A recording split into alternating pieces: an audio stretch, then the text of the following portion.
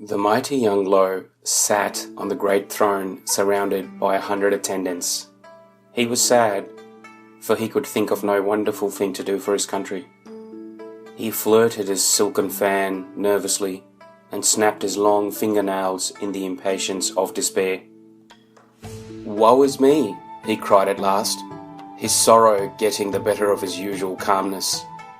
"I have picked up the great capital and moved it from south to Peking, and have built here a mighty city.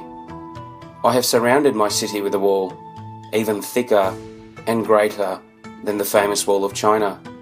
I have constructed in this city scores of temples and palaces.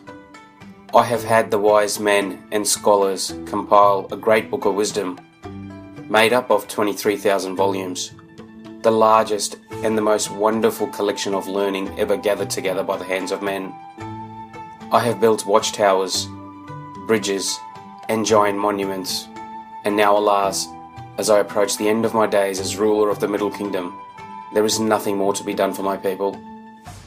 Better far that I should even now close my tired eyes forever and mount up on high to be the guest of the dragon, than live on in idleness, giving to my children an example of uselessness and sloth." "But your Majesty," began one of young Lo's most faithful courtiers named Ming Lin, falling upon his knees and knocking his head 3 times on the ground. "If you would only listen to your humble slave, I would dare to suggest a great gift for which the many people of Peking, your children, would rise up and bless you both now and in future generations. Only tell me of such a gift, and I will not only grant it to the imperial city, but as a sign of thanksgiving to you for your sage counsel, I will bestow upon you the royal peacock feather." "It is not for one of my small virtues," replied the delighted official, "to wear the feather when others so much wiser. I denied it, but if it please your Majesty. Now remember that in the northern district of the city there has been erected a bell tower, which as yet remains empty. The people of the city need a giant bell to sound out the fleeting hours of the day, that they may be urged on to perform their labours and not be idle. The water clock already marks the hours, but there is no bell to proclaim them to the populace." "A good suggestion in sooth," answered the Emperor, smiling. "And yet, who is there among us that is skilled enough in bellcraft to do the task you propose?" "I am told that to cast a bell worthy of our imperial city requires the genius of a poet and the skill of an astronomer." "True, most mighty one, and yet permit me to say that Kuan Yu, who so skillfully moulded the imperial cannon, can also cast a giant bell. He alone of all your subjects is worthy of the task, for he alone can do it justice." Now, the official who proposed the name of Kuan Yu to the Emperor had 2 objects in doing so. He wished to quiet the grief of young Lo, who was mourning because he had nothing left to do for his people, and at the same time to raise Kuan Yu to the highest rank. For Kuan Yu's only daughter had for several years been betrothed to Ming Lin's only son, and it would be a great stroke of luck for Ming Lin if his daughter-in-law's father should come under direct favour of the Emperor. "Depend upon it, Kuan Yu can do the work better than any other man within the length and breadth of your empire," continued Ming Lin, again bowing low 3 times.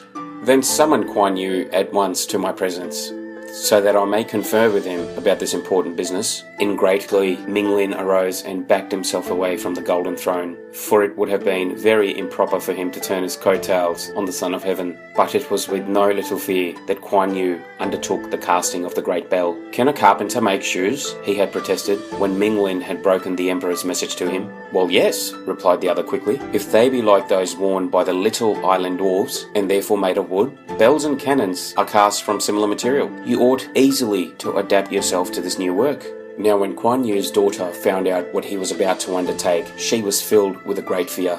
"Oh, honoured father," she cried, "think well before you give this promise. As a cannon maker, you are successful, but who can you say about the other task? And if you fail, the Great One's wrath will fall heavily upon you." "Would you just hear the girl?" interrupted the ambitious mother. "What do you know about success and failure? You'd better stick to the subject of cooking and baby clothes, for you will soon be married. As for your father, pray let him attend to his own business. It is unseemly for a girl to meddle in a father's affairs." And so poor Kawai, for that was the maiden's name, was silenced and went back to her fancy work, with a big tear stealing down her fair cheek. for she loved her father dearly, and there had come into her heart a strange terror at the thought of his possible danger. Meanwhile, Kuan Yu was summoned to the Forbidden City, which is in the center of Peking, and in which stands the Imperial Palace. It was there that he received his instructions from the Son of Heaven. "And remember," said young Lo in conclusion, "this bell must be so great that the sound of it will ring out to a distance of 33 miles on every hand. To this end you should add in proper proportions of gold and brass, for they give depth and strength to everything in which they mingle. Furthermore, in order that this giant may not be lacking in the quality of sweetness, you must add silver in due proportion, while the sayings of the sages must be graven on its sides." Now when Kuan Yu had really received his commission from the emperor, he searched the bookstalls of the city to find, if possible, some ancient descriptions of the best methods used in bell casting. Also, he offered generous wages to all who had ever had the experience in the great work for which he was preparing. Soon, his great foundry was alive with labourers. Huge fires were burning. Great piles of gold, silver, and other metals were lying here and there, ready to be weighed. Whenever Kuan Yu went out to a public tea house, all of his friends plied with him with questions about the great bell. "Will it be the largest in the world?" "Oh no," he would reply, "that is not necessary, but it must be the sweetest toned, for we Chinese strive not for size, but for purity, not for greatness, but for virtue." "When will it be finished?" "Only the gods can tell, for I have had little experience, and perhaps I shall fail to mix the metals properly." Every few days, the Son of Heaven himself would send an imperial messenger to ask similar questions, for a king is likely to be just as curious as his subjects. But Kuan Yu would always modestly reply that he could not be certain. It was very doubtful when the bell would be ready. At last, however, after consulting an astrologer, Kuan Yu appointed a day for the casting. And then there came another courtier robed in splendid garments, saying that at the proper hour the Great One himself would for the first time cross Kuan Yu's threshold, would come to see the casting of the bell he had ordered for his people. On hearing this, Kuan Yu was sore afraid, for he felt that somehow, in spite of all his reading, in spite of all of the advice he had received from well-wishers, there was something lacking in the mixture of the boiling metals that would soon be poured into the giant mould. In short, Kuan Yu was about to discover an important truth that this great world has been thousands of years in learning, namely, that mere reading and advice cannot produce skill. That true skill can only come from years of experience and practice. On the brink of despair, he sent a servant with money to the temple to pray to the gods for success in his venture. Truly, despair and prayer rhyme in every language. Ko-ai, his daughter, was also afraid when she saw the cloud on her father's brow. For she it was, you remember, who had tried to prevent him from undertaking the emperor's commission. She also went to the temple in company with a faithful old servant and prayed to the heaven. The great day dawned. The emperor and his courtiers were assembled, the former sitting on a platform built for the occasion. 3 attendants waved beautiful hand-painted fans about his imperial brow, for the room was very warm, and a huge block of ice lay melting in a bowl of carved brass, cooling the hot air before it should blow upon the head of the Son of Heaven. Kuan Yu's wife and daughter stood in a corner at the back of the room, peering anxiously toward the cauldron of molten liquid, for well they knew that Kuan Yu's future rank and power depended upon the success of this enterprise. Around the walls stood Kuan Yu's friends, and at the windows groups of excited servants strained their necks, trying to catch a glimpse of royalty, and for once afraid to chatter. Kuan Yu himself was hurrying hither and thither, now giving a final order, now gazing anxiously at the empty mould, and again glancing towards the throne to see if his imperial master was showing signs of impatience. And at last all was ready. Everyone was waiting breathlessly for the sign from young Lo which should start the flowing of the metal. A slight bow of the head, a lifting of the finger, the glowing liquid hissing with delight at being freed even for a moment from its prison, ran forward faster and faster along the channel that led into the great earthen bed. The bell-maker covered his eyes with his fan, afraid to look at the swiftly flowing stream. Were all his hopes to be suddenly dashed by the failure of the metals to mix and harden properly? A heavy sigh escaped him as at last he looked up at the thing he had created. Something had indeed gone wrong. He knew in the flash of an eye that misfortune had overtaken him. Yes, sure enough, When at last the earthen casting had been broken, even the smallest child could see that the giant bell, instead of being a thing of beauty, was a sorry mass of metals that would not blend. "Alas," said young Lo, "here is indeed a mighty failure, but even in this disappointment I see an object lesson well worthy of consideration.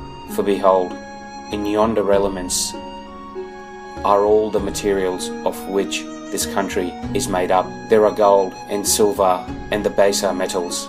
United in the proper manner, they would make a bell so wonderfully beautiful, but so pure of tone, that the very spirits of the western heavens would pause to look and listen. But divided, they form a thing that is hideous to the eye and ear. Oh, my China, how many wars are there from time to time among the different sections, weakening the country and making it poor. If only all these peoples, great and small, the gold and silver and the baser elements, would unite, then would this land be really worthy of the name of the Middle Kingdom." The courtiers all applauded this speech of the great young Lo, but Kuan Yu remained on the ground, where he had thrown himself at the feet of his sovereign, still bowing his head and moaning. He cried out, "Ah, your Majesty, I urged you to not appoint me, and now indeed you see my unfitness. Punish me for my failure, I beg you." "Rise, Kuan Yu," said the great prince.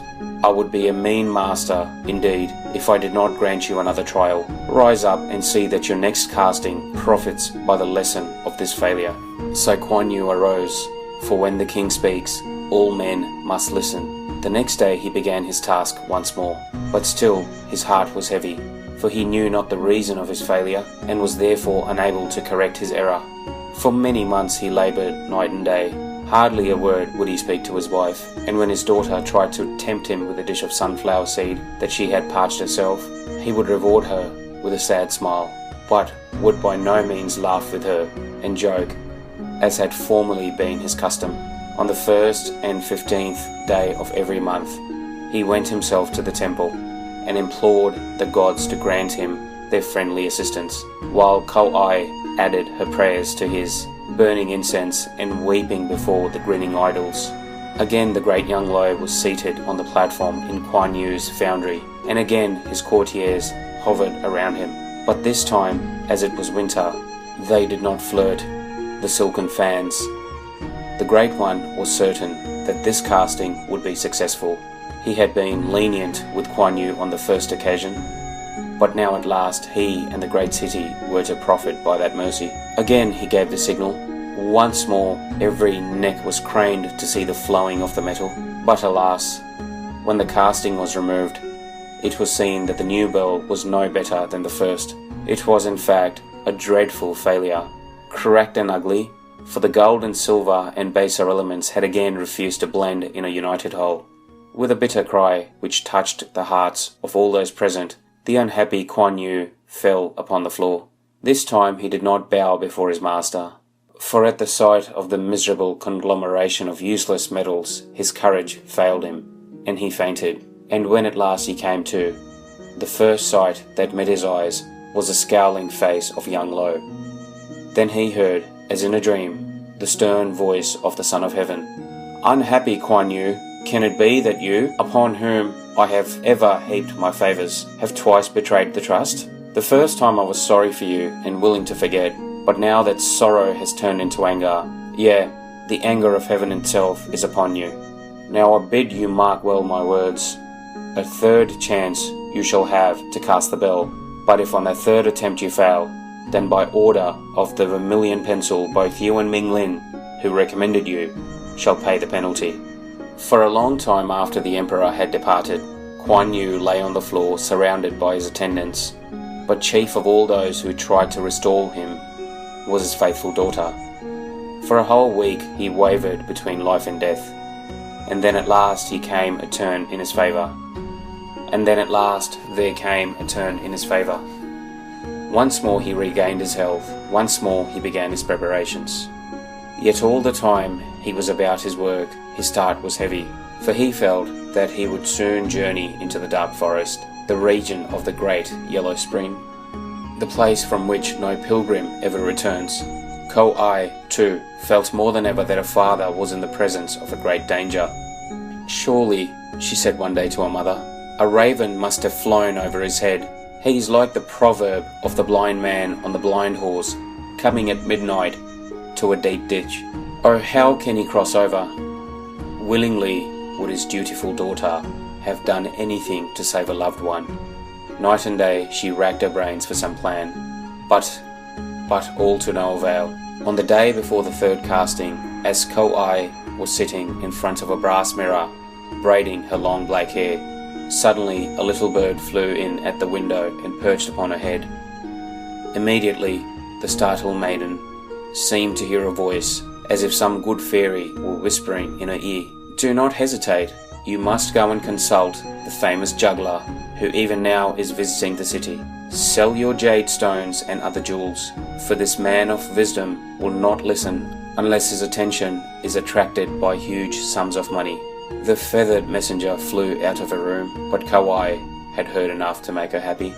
She dispatched a trusted servant to sell her jade and her jewels, charging him on no account to tell her mother.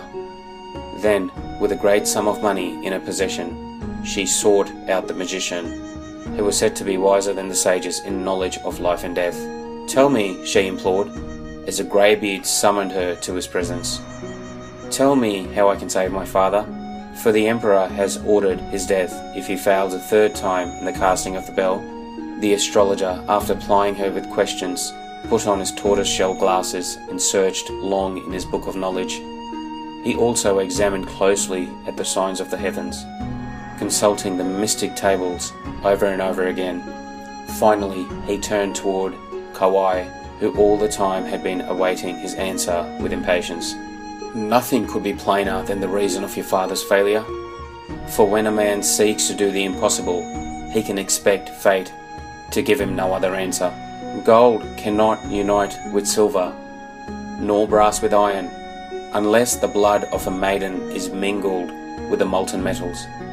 But the girl who gives up her life to bring about the fusion must be pure and good. With a sigh of despair, Ko-ai heard the astrologer's answer. She loved the world and all its beauties. She loved her birds, her companions, her father. She had expected to marry soon, and then there would have been children to love and cherish. But now all these dreams of happiness must be forgotten. There was no other maiden to give up her life for Kuan Yu. She, Ko-ai, loved her father and must make the sacrifice for his sake. And so the day arrived for the third trial, and a third time young Lo took his place in Kuan Yu's factory, surrounded by his courtiers. There was a look of stern expectancy on his face. Twice he had excused his underling for failure. Now there could be no thought of mercy. If the bell did not come from its cast perfect in tone and fair to look upon, Kuan Yu must be punished with the severest punishment that could be meted out to the man, even death itself. That was why there was a look of stern expectancy on young Lo's face, for he really loved Kuan Yu and did not wish to send him to his death. As for Kuan Yu himself, he had long ago given up the thought of success, for nothing had happened since his second failure to make him any surer this time of success. He had settled up his business affairs, and so we may say that Kuan Yu was preparing for the end. Of all those present in the great foundry, perhaps the devoted Ko-ai was the least excited. Unnoticed, she had slipped along the wall from the spot where she had been standing with her mother, and had planted herself directly opposite the huge tank in which the molten seething liquid bubbled, awaiting the signal when it should be set free. Ko-ai gazed at the emperor, watching intently for the well-known signal. When at last she saw his head move forward, she sprang with a wild leap into the boiling liquid, at the same time crying her clear, sweet voice, "For thee, dear father, it is the only way." The molten white metal received the lovely girl into its ardent embrace, received her and swallowed her up completely. And Kuan Yu, what of Kuan Yu, the frantic father? Mad with grief at the sight of his loved one giving up her life, a sacrifice to save him, he had sprung forward to hold her back from a terrible fate, but had succeeded only in catching one of her tiny jeweled slippers as she sank out of sight forever, a dainty silken slipper to remind him always of a wonderful sacrifice. In this wild grief, as he clasped this pitiful little memento to his heart, he would himself have leaped in and followed her to the same fate, if his servants had not restrained him until the Emperor had repeated his signal and the liquid had been poured into the cask. As the sad eyes of all those present peered into the molten river of metals, rushing to its earthen bed, they saw not a single sign remaining of the departed Ko-ai. This then, my children, is a time-worn legend of the Great Bell of Peking, a tale that has been repeated 1,000,000 times by poets, storytellers, and devoted mothers. For you must know that on this third casting, when the earthen mould was removed, there stood revealed the most beautiful bell that anyone had ever looked upon. And when it was swung up into the bell tower, there was an immense rejoicing among the people. The silver and gold and the iron and brass, held together by the blood of the Virgin, had blended perfectly, and the clear voice of the monster bell rang out over the great city, sounding a deeper, richer melody than that of any other bell within the limits of the Middle Kingdom, or for that matter, of all the world. And strange to say, even yet, the deep-voiced Colossus seems to cry out the name of the maiden who gave herself a living sacrifice, Ko-ai, Ko-ai, Ko-ai, so that all of the people may remember her deed of virtue 10,000 years ago. And between the mellow peals of music, there often seems to come a plaintive whisper that may be heard only by those standing near, the Chinese word for slipper. Alas, say all who hear it, Ko-ai is crying for her slipper, poor little Ko-ai. And now, my dear children, this tale is almost finished, but there is still one thing you must by no means fail to remember. By order of the Emperor, the face of the great bell was graven with precious sayings from the classics, that even in its moments of silence, the bell might teach lessons of virtue to the people. Behold, said young Lo, as he stood beside the grief-stricken father, amongst all yonder texts of wisdom, the priceless sayings of our honoured sages, there is none that teach to my children so sweet a lesson of the filial love and devotion as that one last act of your devoted daughter. For though she sacrificed to save you, her deed will still be sung and extolled by my people when you go, yes, even when the bell itself has crumbled into ruins.